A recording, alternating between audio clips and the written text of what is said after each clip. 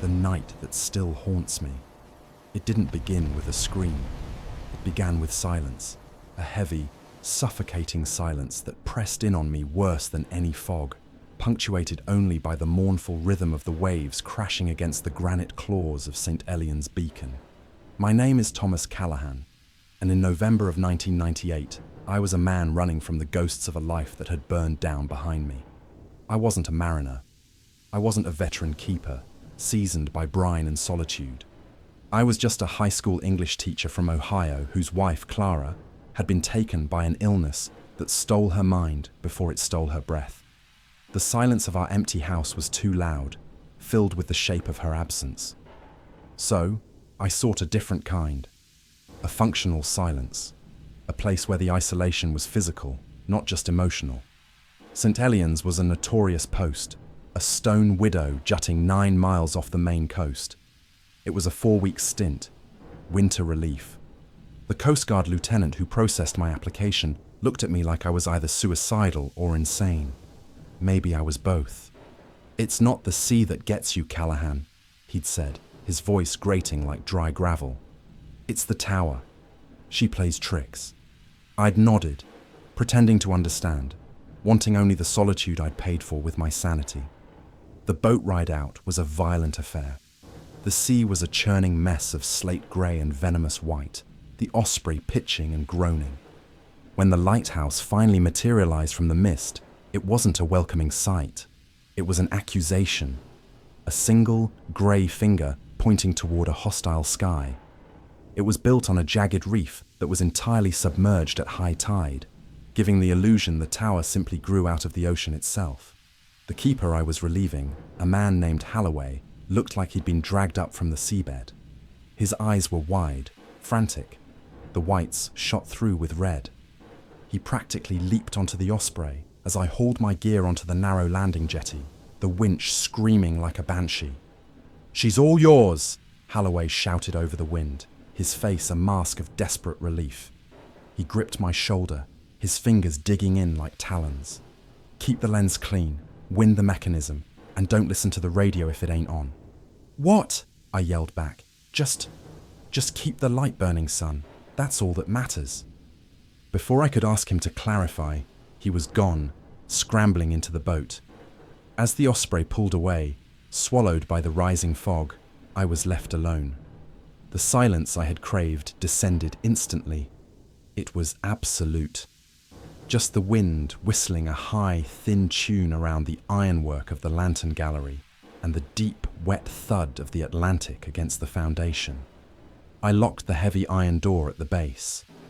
The sound of the bolt sliding home was definitive. I was sealed in. The first 3 floors were the utility rooms, the oil stores, the workshop, the pantry. They smelled of damp stone, diesel, and salt. Above that was the small circular kitchen and living quarters. It was grim, functional. A single bunk, a small table bolted to the floor, and a bookshelf holding water-stained paperbacks. But the heart of the tower was the watchroom, just below the lantern. And the lantern room itself, that was the crown.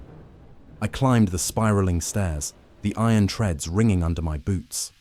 The watchroom housed the clockwork mechanism, a beautiful, terrifying machine of polished brass gears and counterweights that descended through the tower's central column. It was my job to keep it wound. Then, I entered the lantern room. It was a cathedral of glass. The Fresnel lens, a colossal beehive of crystal prisms, stood in the center. Even in the grey afternoon light, it seemed to gather the meager photons and hold them, promising a terrible brilliance. My duty. My first 3 days were a blur of meticulous routine. Wake, check the barometer, clean the soot from the lamps, polish the brass, wind the clockwork. At dusk, light the beacon, a blinding, double-flashing white light that swept the darkness every 15 seconds. Then, I would sit in the kitchen, making entries in the official logbook. November 4th, 1998, 21. Weather, clear. Sea, calm. Light operational. All normal. I was almost content. The rhythmic work, the mechanical pulse of the rotation. the sheer, beautiful emptiness of the horizon. It was working. The ghosts were quieter here. The first sign that Halloway's warning wasn't just sailor superstition came on the 5th night. A storm was brewing. The barometer had plummeted, and the wind had turned, shrieking from the northeast. I was in the watchroom, monitoring the rotation, when the radio in the corner crackled. It was an old HF set, meant for weather reports and emergency contact with the mainland. I hadn't touched it. Halloway's words stuck with me. It crackled again, a burst of harsh static. And then, underneath the static, I heard it. Tommy. My blood turned to ice. It was a whisper, thin and reedy, like a voice strained through water. So cold. Tommy. It was Clara's voice. I lunged for the radio, my hands shaking, and slapped the off button. The room fell silent, save for the wind and the grinding gears. I stood there, my heart hammering against my ribs, slick with cold sweat. It was the wind, the static. My mind, starved of human contact, was filling in the blanks with the one voice I longed to hear and the one voice I dreaded. She plays tricks, the lieutenant had said. That night, as the storm began to lash the tower, I tried to sleep in my bunk, but I couldn't, because high above me, from the lantern room, I heard a sound that didn't belong. It was a soft, rhythmic sound carried on the wind. It was the sound of weeping. A lighthouse is a symphony of noise, especially in a storm. The wind doesn't just howl. It screams. It moans. It finds every crack in the 19th century stonework and plays it like a broken flute. The sea doesn't just crash. It batters, a relentless artillery pounding the foundation, sending tremors up the tower's spine that you feel in your teeth. I knew this. I had expected the noise. But the weeping, that was not part of the storm. I lay in my bunk, rigid, listening. The sound was faint, seemingly just beneath the threshold of the wind's shriek. It was high, desolate, and horribly, unmistakably human. It seemed to come from directly above me, from the watchroom, or perhaps the lantern room itself. It's the wind, Callahan. Get a grip. The wind in the ventilator shaft. But I'd been a teacher. I knew the sound of grief. This wasn't the wind. My duty forced me to move. The mechanism needed winding every 4 hours, storm or no storm. The light was paramount. Reluctantly, I pulled my boots on, grabbing my heavy oilskin jacket. The air in the living quarters was frigid, the stone walls leaching warmth. I opened the door to the central staircase. The weeping sound was instantly clearer, echoing slightly in the confined spiral shaft. My hand tightened on the cold iron railing. Clara's voice from the radio echoed in my head. Was this her? Was my mind finally snapping, splintering under the pressure of grief and isolation?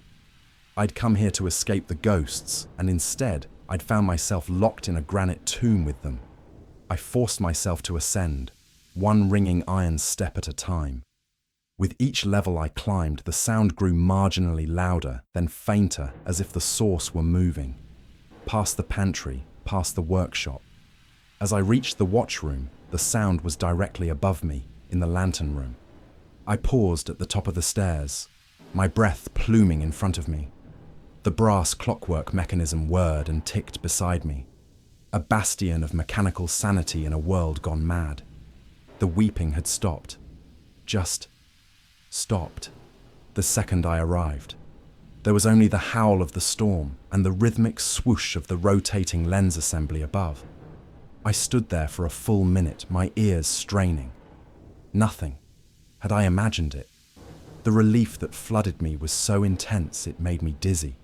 Of course I'd imagined it. I set about my task, checking the gears and beginning the long, arduous process of winding the heavy counterweights. The exertion was a comfort, but as I worked, my gaze fell on the small desk tucked into the curve of the watchroom wall. It held the official logbook, the one I wrote in every night.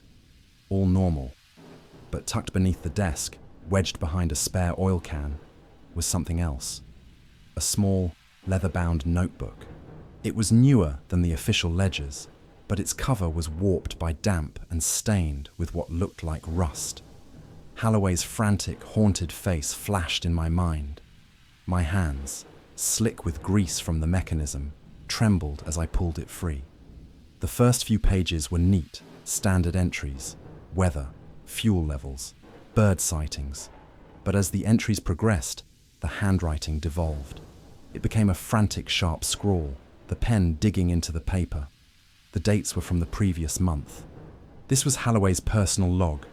I flipped toward the end, and my blood chilled. October 24th, wind rattling the glass, but that's not what woke me. The light is wrong. It's flashing at the wrong sequence. 143, not our 1 to 5.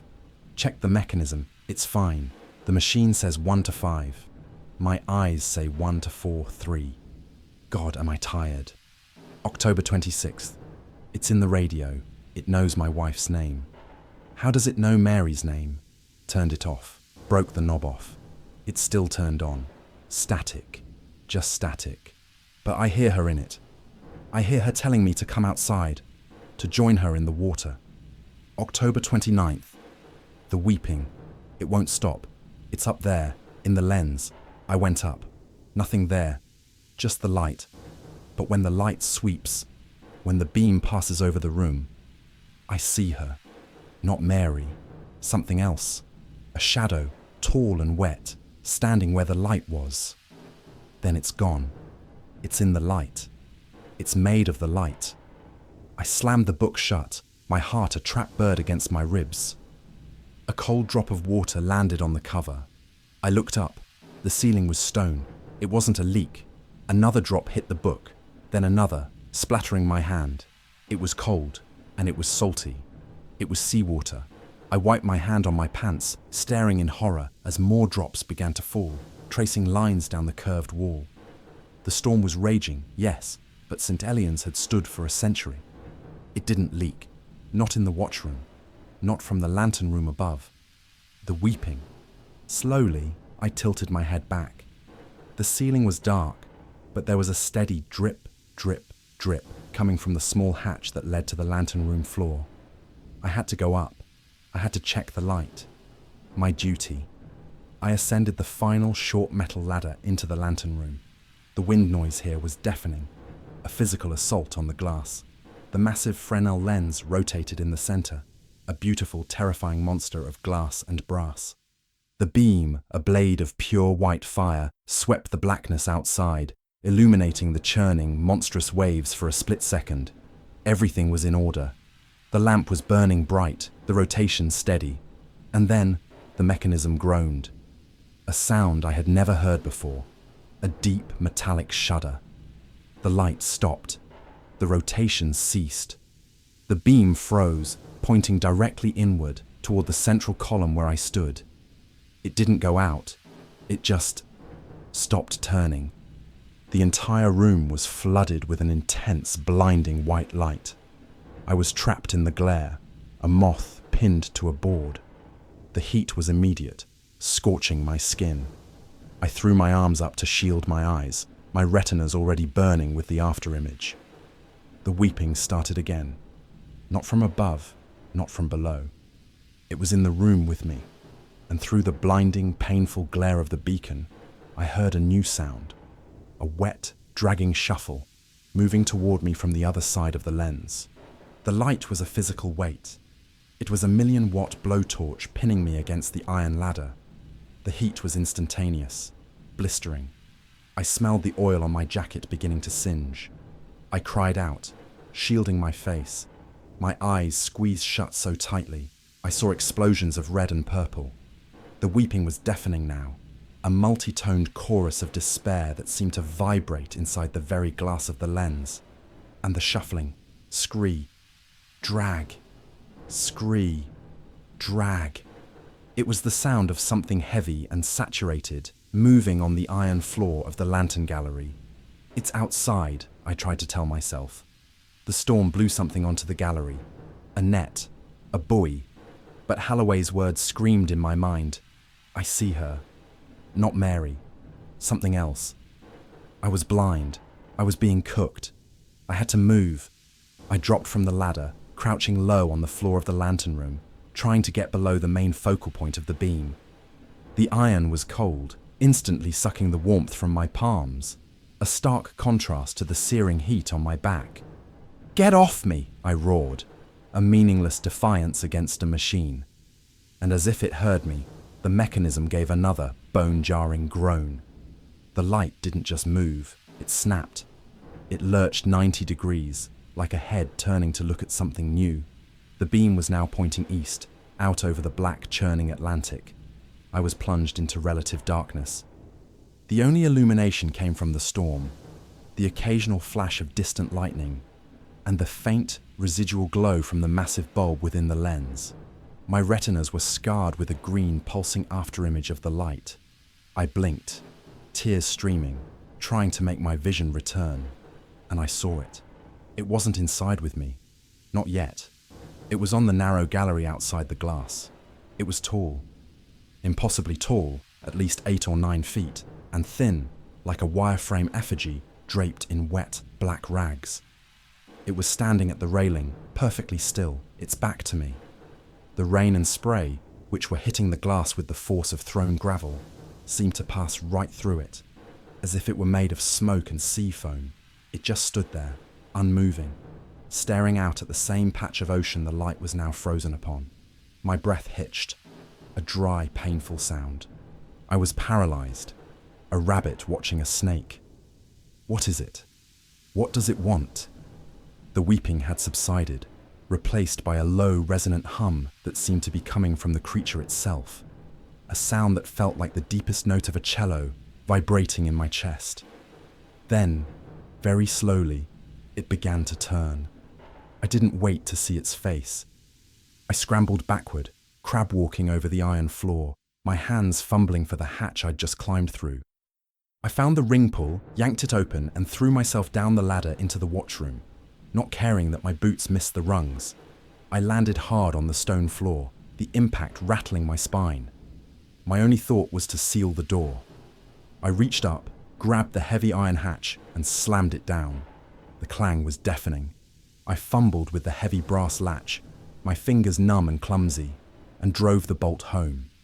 I sat there, gasping on the floor, my back against the central column. The stone was cold.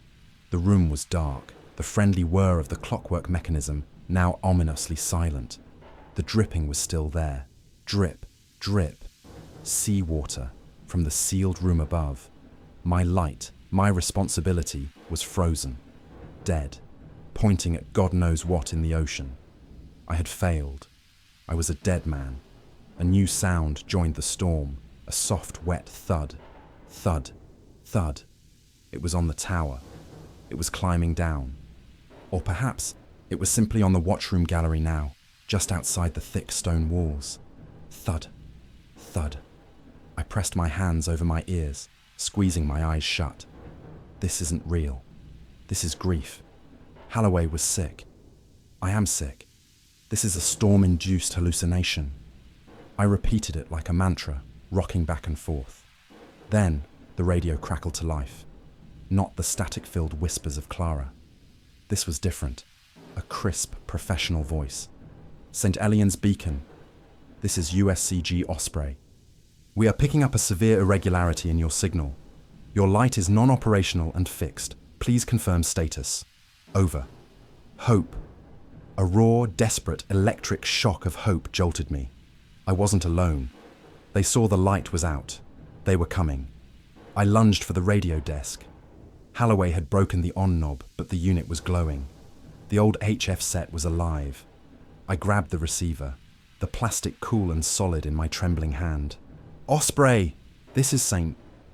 Aliens, this is Keeper Callahan. Mayday, Mayday. My voice was a shredded wreck. The light it's broken. The mechanism is jammed. I can't. I stopped, not knowing what to say. There's a monster outside. The tower is leaking from the inside. Help me, I finally choked out. There's something in the tower. I'm trapped. There was a burst of static. Then, the silence. The professional voice was gone.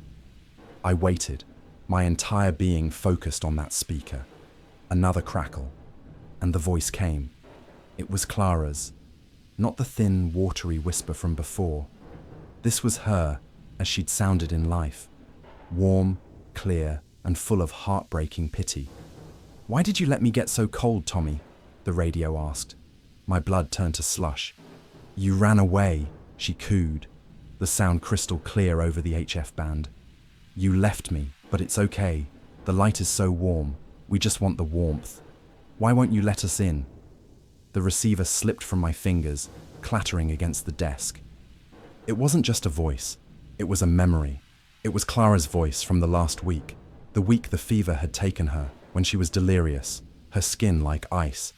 It was an accusation I had whispered to myself in the dark for months. "You ran away."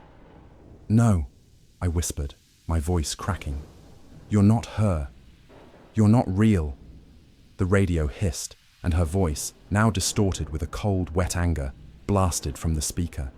"So cold, Tommy, and you left us. You let the light go out." "Us?" I recoiled as if struck.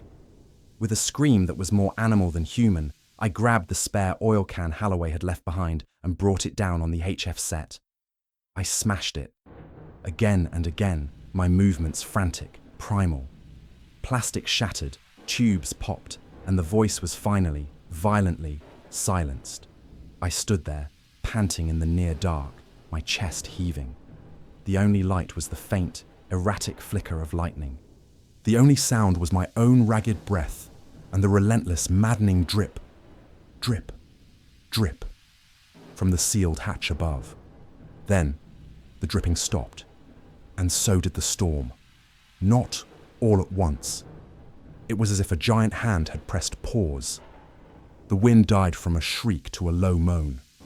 The artillery fire of the waves subsided to a deep, ominous swell. The silence that rushed in was more terrifying than the chaos. And from above, through the sealed iron hatch, I heard it. "Scree!" The sound of the entire lantern assembly, tons of glass and brass, beginning to move. Not the smooth, whirring rotation of the clockwork. This was a dry, grating, metal-on-metal protest. It was moving against its mechanics. I scrambled back, pressing myself against the curved stone wall, my eyes fixed on the hatch. I was trapped. The only way down was the central staircase, and I was on one of the highest floors. The light. The beam had been frozen, pointing east. Now it was moving.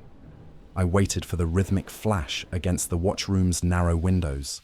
1, 2, 3. Nothing.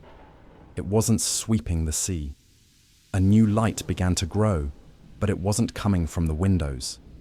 It was coming from inside the room. It was coming from the floor. I looked down. Set into the stone floor were the original 19th century keeper's lights. Thick, prismatic glass discs, like tiny, inverted lenses, designed to catch the ambient light from the lantern above and passively illuminate the floors below. They were meant to be dim. Right now, they were beginning to glow. First, a dull red, then a brighter, sickly yellow. Oh God, no. The realization hit me with the force of a physical blow. The entity hadn't just moved the light, it had inverted it.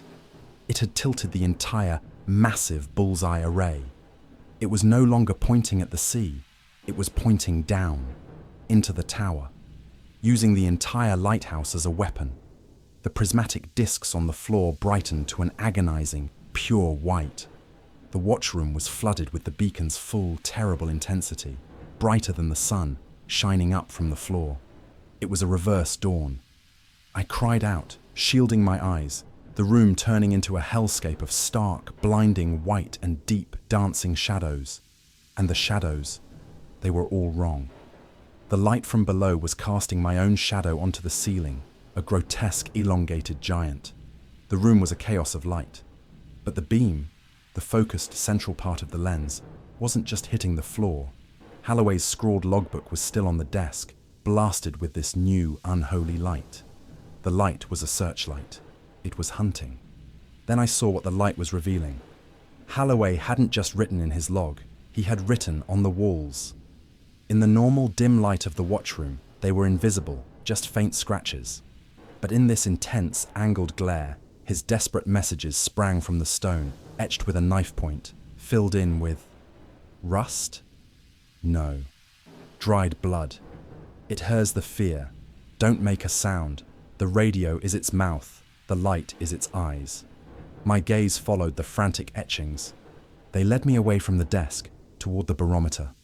And there, carved in a frantic, two-handed grip, was the final warning. The one that made my heart stop completely. It doesn't come from the sea. It comes from the glass, the Fresnel. It's a prison. The light bends. It bends the world. It bends us. It isn't one thing. It's 100, 1,000. Every keeper, every wrecked soul. It collects. A prison. The Fresnel lens. A prison for souls. And it was using the light to... what? To project itself? The beam from the floor shifted. The light in the discs flickered, and the main focused part of the beam, like a spotlight, began to sweep across the room. It was rotating inside the tower. It slid off the desk, across the floor, and started to climb the wall where I was pressed. Don't let it see you.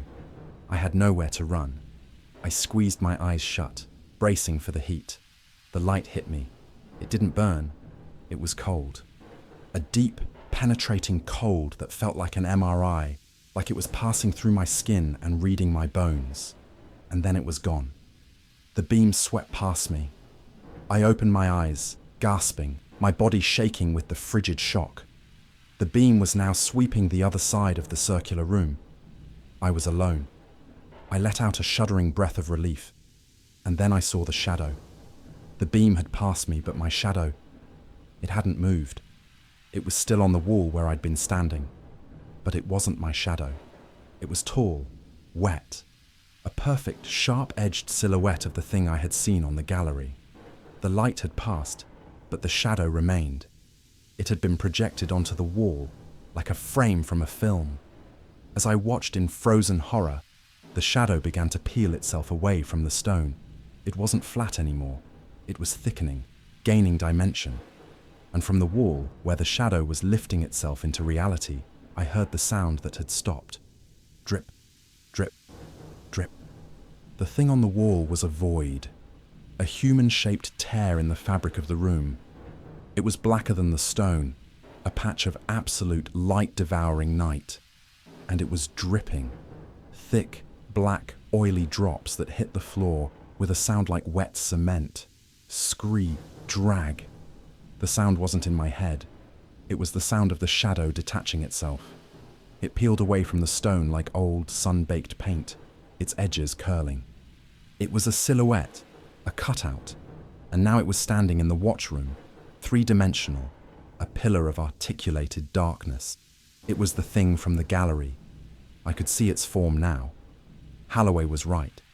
It wasn't one thing. It was many. It was a churning, roiling mass of shadows, seawater, and shapes. Within its form, I saw the vague outline of a face, a hand, a sailor's cap, all swirling, all held together in that tall, thin silhouette, like a column of tormented smoke. It was a composite of all the souls the Lighthouse had collected. It had no face, only a front, a place where a face should be. And it was turned toward the desk, where Holloway's logbook lay. The light from the floor discs pulsed, and the sweeping beam stopped. It had found what it was looking for. The beam reversed its rotation, snapping back and freezing, illuminating the new, physical shadow thing from behind. This cast its own shadow, a sprawling, distorted monster, across the floor and up the wall, right where I was cowering. The creature's shadow washed over me, and the cold was unbearable. It was a physical, crushing, deep ocean cold that made my lungs ache and my joints lock. I was being frozen. My only thought was the stairs. Escape. Down. To the sea. To the jetty. I'd rather drown in the Atlantic than be absorbed by this. I made a move, a shuffling step toward the stairwell. The creature didn't turn. But its shadow, the one projected onto me, did. The shadow's head swiveled, and I felt a psychic pressure, a knowing. It saw me through its own projection. and the creature itself, the pillar of blackness, slowly began to turn. "Don't make a sound," Holloway had written. My gasp was like a gunshot in the silent room. The creature's head, the featureless void, snapped toward me. It didn't have eyes, but I knew with absolute certainty that it was looking at me, and it began to move, scree, drag, the sound of 1,000 wet, rotted boots, all moving as one. It was between me and the stairs. I was done. My eyes darted around the room, a frantic, useless search for a weapon. A chair, bolted to the floor. The barometer, solid brass, but part of the wall. The light is its eyes. It comes from the glass. My gaze fell on the floor. The light was streaming up from those thick prismatic discs. This was the projector. The entity was the film. The wall was the screen. I had broken the radio, its mouth. Now I had to break its eyes. I saw the oil can I had used to destroy the radio. It was lying on its side near the desk, heavy, steel, and solid. The shadow thing was halfway across the room. It was faster than I expected. The air in front of it was shimmering, distorting, the cold so intense I could see my breath turning to ice crystals that hung in the air. I had one chance. It wasn't a choice. It was a desperate animal reflex. I lunged, not at the creature but at the light. I scooped up the heavy can, the metal biting into my frozen fingers. The creature made a sound, a low, wet hiss that sounded like a breaking wave pulling back over gravel. It knew what I was going to do. It lunged. I roared, swinging the can in a desperate downward arc, aiming for the central, brightest glass disc in the floor. I didn't see if it hit. Because as I swung, the creature's own shadow, the one that had been stretched across the wall, leaped. It compressed, gathering itself from the walls and floor, and shot across the room like a spear, striking me first. It hit me in the chest. It wasn't a physical blow. It was an impact of pure, absolute negation. The cold was no longer on the outside. It was in me. It was in my blood, my bones. It was a coldness of the soul. And with the cold came the memories, but not mine. I saw a keeper, in 1890, falling from the gallery, his body dashed on the rocks. I saw a young couple in a sailboat in 1953, their mast snapping, the boat dragged under.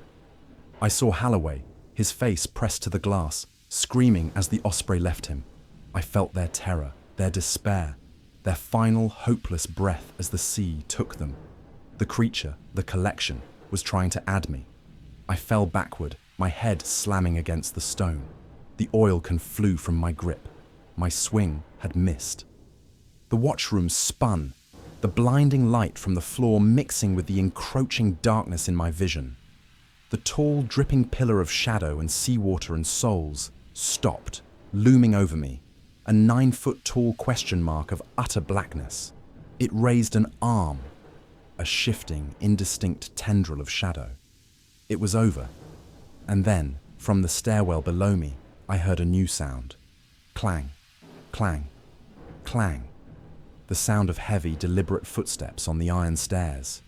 My blood, which I thought had frozen, turned to fire. Someone else was in the lighthouse. The footsteps were not a trick. They were heavy, measured, and slow. Clang, clang. The sound of wet, heavy-soled boots on the iron spiral staircase coming up. The 9-foot-tall pillar of shadow and souls, the thing that was about to take me, paused. It had been looming over me, a silent executioner. Now, its form wavered, like a column of smoke in a draught. It slowly, almost curiously, turned its featureless head toward the stairwell. The killing cold in my chest hadn't receded. I was still paralyzed, my vision graying at the edges from the psychic shock. But the immediate, predatory focus of the creature was broken. It was distracted.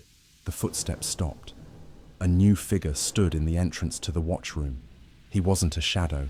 He was, horrifyingly, solid. He looked like a man who had been underwater for a week. He was short, stout, and wore the oilskin jacket and canvas Suesta hat of a keeper, from a century past.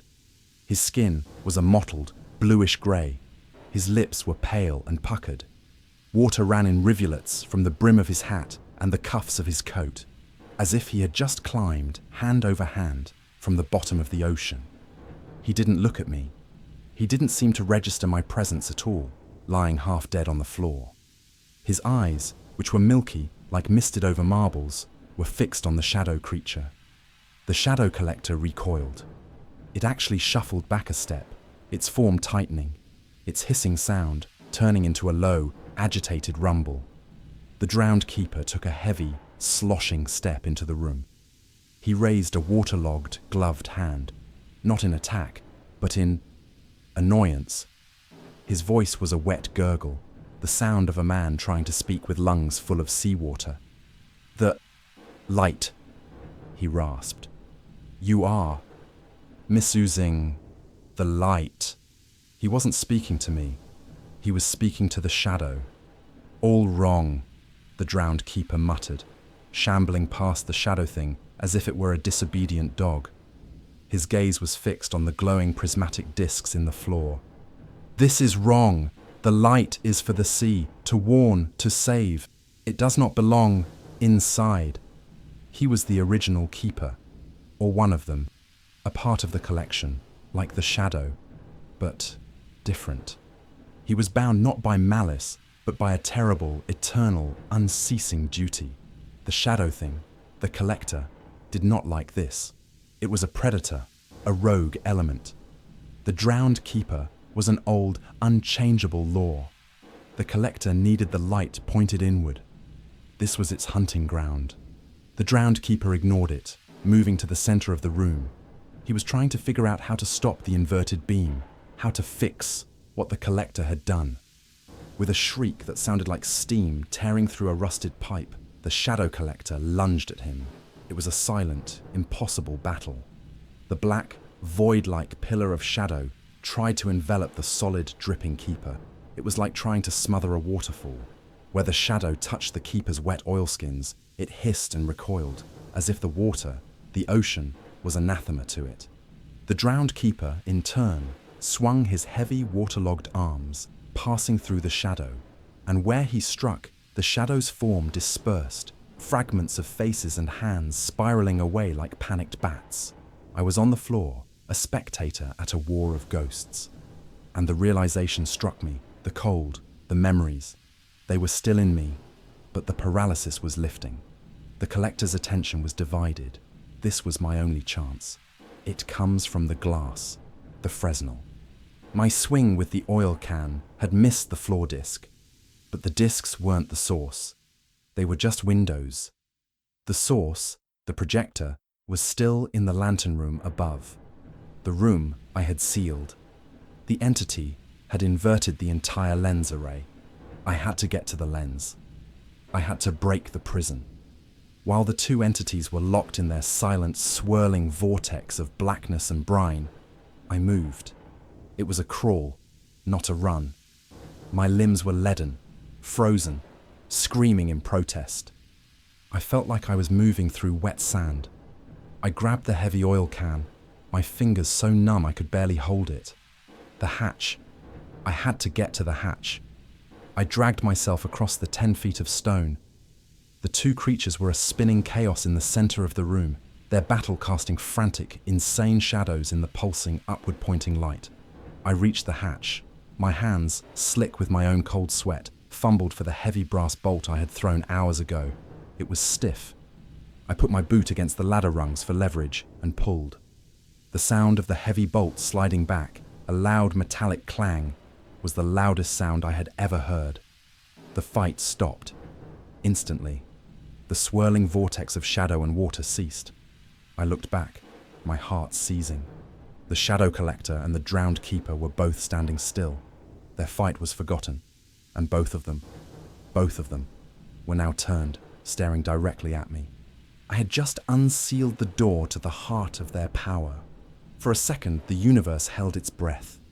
The three of us, the hunted, the void, and the law, were frozen in a terrible trinity, illuminated by the unholy, pulsing light from the floor below.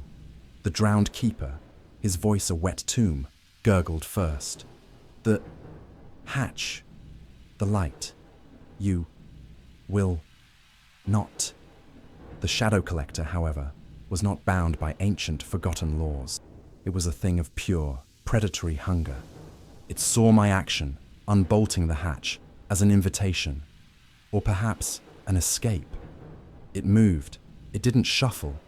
It flowed, collapsing its 9-foot-tall form into a horizontal spear of absolute blackness, aimed directly at the open hatch, and at me, the man holding it. The drowned keeper roared, a sound like a depth charge. No! He was not protecting me. He was protecting his domain.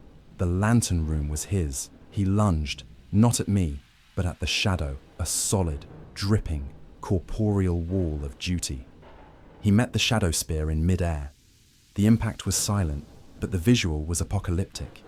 The two entities collided, merging into a single, churning mass of wet oilskins and writhing, faceless shadows. A vortex of blackness and brine, spiraling in the center of the watchroom. This was my chance. I wasn't going to be a spectator. I threw the heavy hatch open, the iron clanging against its stop. I didn't hesitate. I threw myself onto the short iron ladder, climbing into the blinding, chaotic heart of the madness, the lantern room. I emerged into a world of impossible physics. The collector hadn't just tilted the lens, it had inverted it. The massive, multi-ton Fresnel lens was pointed down, but the light source, the colossal, incandescent bulb, was still burning. It was casting its full, furious, million-candle power beam into the tower itself. The floor of the lantern room, the thick glass I was now standing on, was a raging, pulsing sun. The heat was scorching, the light a physical, screaming force. And in the center of the room, standing on the very lens mechanism that was projecting this hell, was the original shadow. The first one I had seen on the gallery. It was not a projection. It was the source. It was the negative man. It was the dark, wet, tall thing from the gallery. But now I saw it clearly. It wasn't on the lens. It was in it. It was wrapped around the central column, its form merged with the glass and brass, its long, shadowy arms physically gripping the mechanism, holding it in its perverted, downward-facing position. It was a parasite that had taken over its host. The sounds from below were horrific, the wet tearing, the silent hissing, as the drowned keeper and the projected shadow fought for control of the watchroom. But this was the heart. The parasite on the lens turned its head toward me. It knew me. It had let me up here. This was the final trap. It raised one of its long shadow tendrils. It wanted me. It wanted me to join the glass. It collects.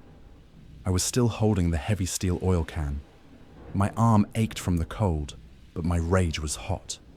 This thing had used my wife's voice. It had used my grief against me. It had turned my sanctuary into a hunting ground. "You like the light?" I screamed, my voice tearing in the din. "You want the light?" I hefted the can. It was full, at least 30 pounds of dead weight. The negative man lunged, its shadow form detaching from the lens, soaring across the room to stop me. It was too late. I was a high school teacher. I was a grieving husband. I was a man with nothing left to lose. And I put every ounce of my sorrow, my rage, and my terror into one final, desperate act. I didn't swing at the creature. I swung at its home.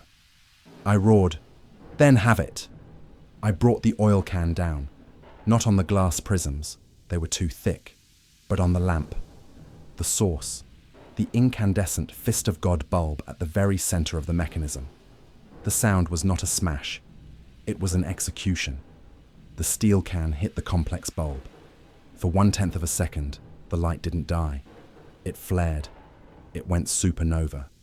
The entire lantern room became a single, white, silent detonation of light, a star exploding. I was thrown backward, my retinas vaporized, the world gone white. The light broke, and then, just as quickly, the darkness. A darkness so total, so complete, it was an object, a heavy velvet blanket smothering the world. The absence of the light was a sound, a ringing, high-pitched absence that filled my ears. The supernova had been the creature's death knell. The negative man, the parasite on the lens, had been made of the light. Halloway was right. When I shattered the source, I shattered it. I heard it. A high, thin, multivocal shriek of 1,000 voices, all crying out in unison. The collector, the shadow in the watchroom, the faces in the void, they all unraveled.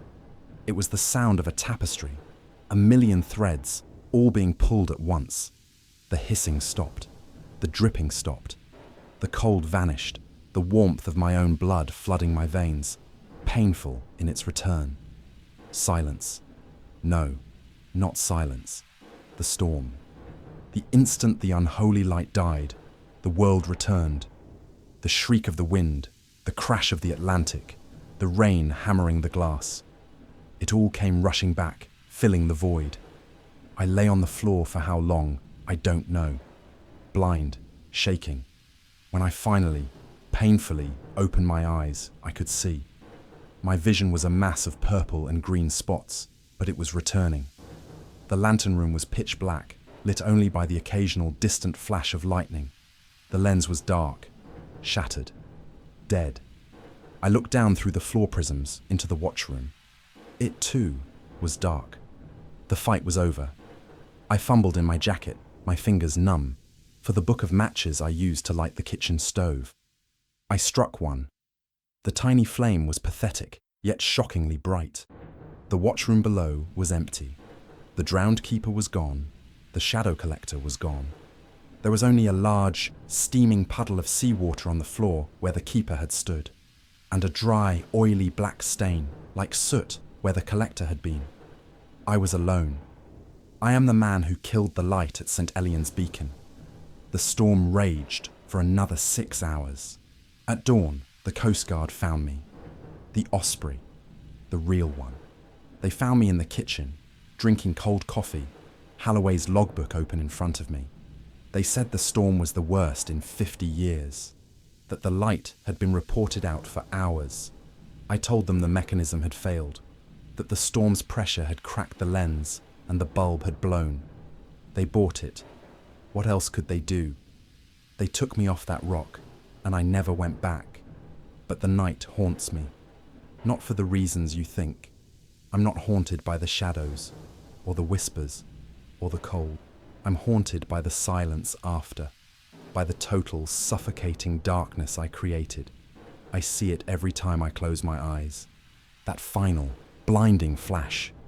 And I know, with a certainty that chills me more than any ghost, that Halloway was wrong.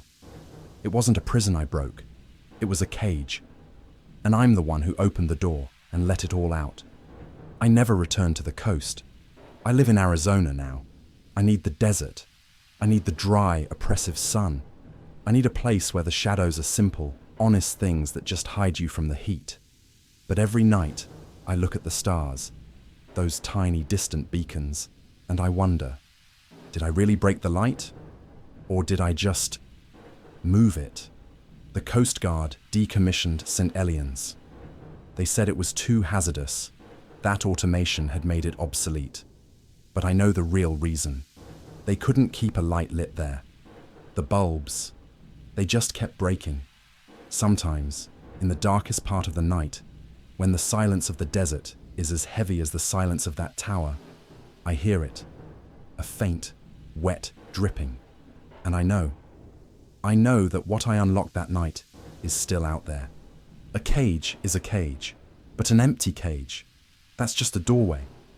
Thank you for listening to this account.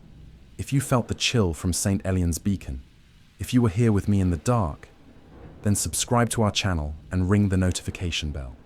The night is full of stories, and we have many more to tell. But now we want to hear from you. Did you enjoy this story? What part of Thomas's ordeal will stay with you? And perhaps most importantly, where in the world are you listening from? Let us know in the comments below. We're glad to have you with us. Until the next time, stay safe and perhaps stay out of the light.